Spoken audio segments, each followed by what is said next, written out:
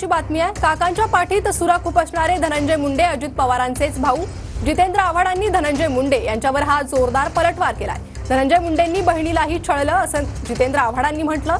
Doctor बियाणींची हत्या कुणी केली, आव्हाडांनी मुंडेंना हा सवाल केलाय। तर शरद पवारांचं जास्त नुकसान कुणी केलं असंही ते आव्हाड असतील असं धनंजय मुंडे म्हणाले होते।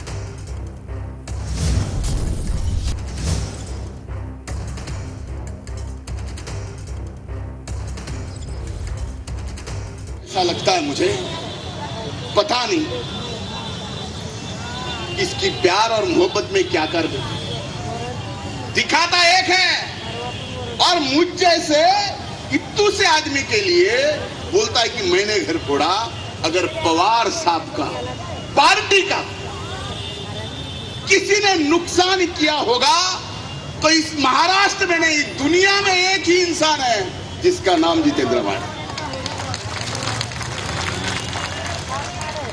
तेरा एकदम बरोबर, मीच घर फोडलं, मी त्यांच्याकडे सगळं घेतलं पळून गेलो, मीच केलं।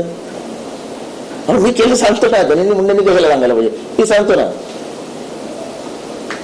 आणि हा प्रश्न पवार साहेबांना विचारा की जितेंद्र आव्हाडांनी तुमचं सर्वात जास्त नुकसान केलं का, असं धनंजय मुंडे म्हणतात। मग तुम्हाला उत्तर मिळेल काय मिळायचं ते।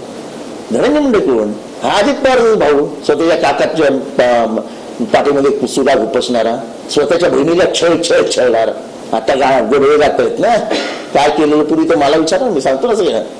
फक्त मी एवढंच सांगतो की माझं तोंड खूप घाणेरडं आहे, पण माझ्या असं जर हल्ले केले की शरद पवार आणि हे आणि ते, तर मी सगळं मी जो प्रश्न विचारला तो उद्या महाराष्ट्रात याला सगळ्यांनी विचारावा, डॉक्टर बियाणीचा मर्डर कोणी केला।